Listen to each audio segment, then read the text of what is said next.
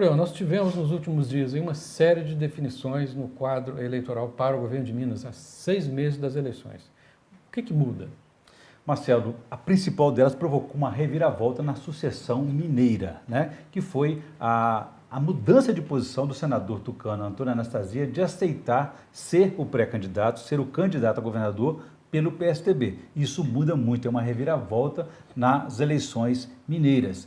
Por quê? Porque a Anastasia é do PSDB e representa um campo político que é o da oposição. Com isso, a oposição pode se reaglutinar. A oposição estava dividida porque faltava uma liderança forte que a agregasse. No caso, o ex-senador, aliás, o senador e ex-líder tucano, Aécio Neves, perdeu essa condição. Então, o grupo dele ficou disperso. Com isso aí, apareceram várias candidaturas. Temos aí Diniz Pinheiro, um pré-candidato que está sem partido, vai se filiar nesta semana ao Solidariedade. Temos aqui o Rodrigo Pacheco, que deixou o MDB hoje e se filiou ao Democratas, ao DEM, com o propósito de ser, com o convite de ser candidato a governador. E Márcio Lacerda, o ex-prefeito de Belo Horizonte, do PSDB, também é candidato. Esses três nomes aqui, eles estão dentro de um campo que hoje é da oposição, um campo político que é do PSDB. Enfim, então ficaremos agora, temos um candidato forte na oposição, enfrentando um candidato forte da situação. Quem é? O governador Fernando Pimentel. Então, teremos aí PT e PSDB reeditando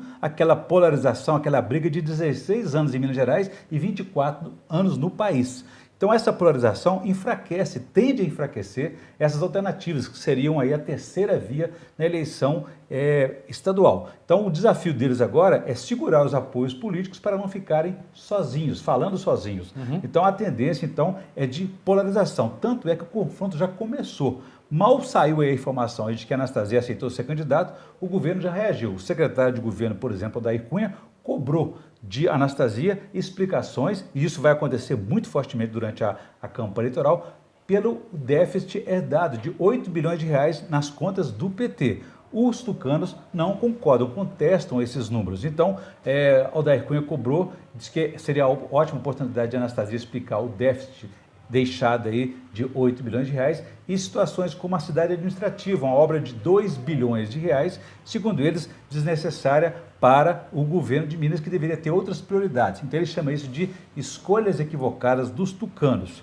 Eu conversei também com o ex-governador Alberto Pinto Coelho, que foi vice-governador de Antônio Anastasia e também foi governador durante 8 meses no ano de 2014, e ele contestou esses números, dizendo que as contas dos governos tucanos de 2014, especificamente, foram aprovadas pelo Banco Central, que à época era chefiado pelo governo petista e também pelo Tribunal de Contas de Minas Gerais. Então você veja bem, será a oportunidade então de esclarecermos essas questões durante a campanha eleitoral, e o PSDB terá muito cobrado também pelo comportamento dele, o posicionamento durante o impeachment da ex-presidente Dilma Rousseff, que o senador Anastasia foi o relator do impeachment. Então, na avaliação do PT também, o senador contribuiu, o PSDB contribuiu para termos esse desgoverno hoje de Michel Temer, que não tem legitimidade para conduzir as coisas nacionais.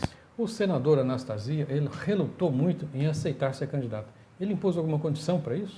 Marcelo, ele fez uma reflexão, uma revisão, foi muito pressionado nesse período, então, para evitar o desmanche do PSDB, que estava sem esse comando, essa liderança, e com essa aproximação aí do prazo de mudanças partidárias, filiações partidárias dia 6 de abril, muita gente do PSDB, muitos deputados estavam ameaçando mudar de legenda para facilitar a reeleição deles, com medo de perderem o mandato. Também valeu aí um forte apelo do candidato do presidenciável Geraldo Alckmin, governador de São Paulo, que precisa ter um palanque forte aqui em Minas. Ele tentou e conseguiu convencer o senador Antônio Anastasia a participar. Agora, ele impôs duas condições. Primeiro, ele quer total autonomia para montar a chapa dele e a equipe de trabalho, e quer distância dos Neves.